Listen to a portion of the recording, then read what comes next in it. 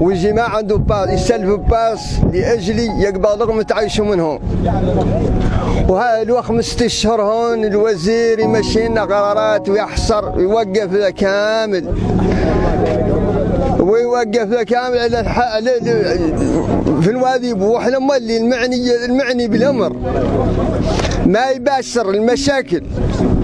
احنا تعودنا على ان قطعنا من الدوله. هذه 5 أشهر في الولايه الثانيه ما مطالع واقعها ولا معروف للمحاصره عليه شنو، والشعب يضطهد. اذا عن ما هون حكم، اذا عن ما هون سير عمل قد يعيش به الشعب اليوم من يعرف شؤونه الداخليه، اللي يعرف شؤونه الداخليه إذا عاد عنده مشكله ضريبه والله مشكله قضيه سياسيه يوقف امام الشعب، والله يوقف امام مسؤوليته ويسويها.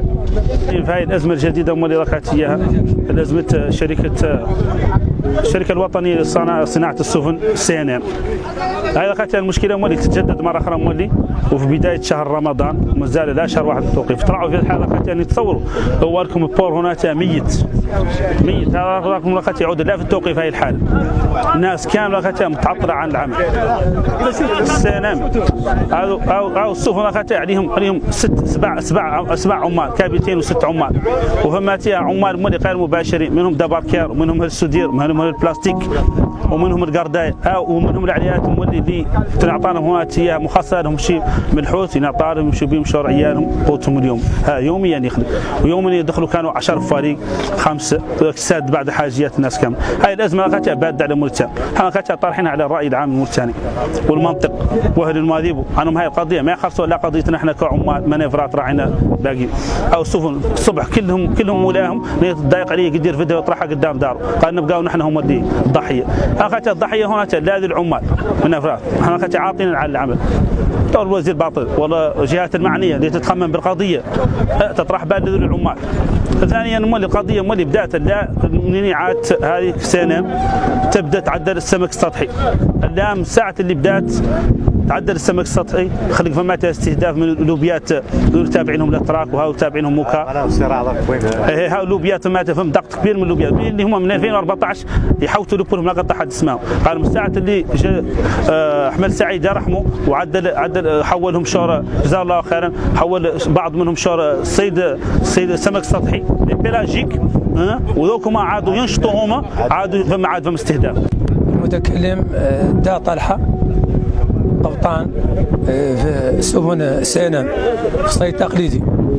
سفن صيد تقليدي CNM جينا هون محتاجين في ميناء خليج الراحة تبعا لاحتجاجات أخرى عدلناها عند الولاية مستمرة إن شاء الله حتى تتحقق مطالبنا.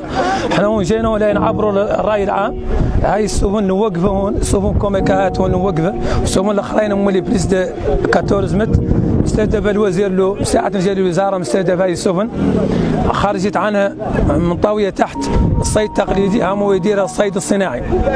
وللأسف الشديد تعهد معنا عند الفتحة الماضية سيد الوزير أنه يعادل معنا التشاور وبين الورقة كامل المسؤولين كان في القطاع في قضية هذه السفن.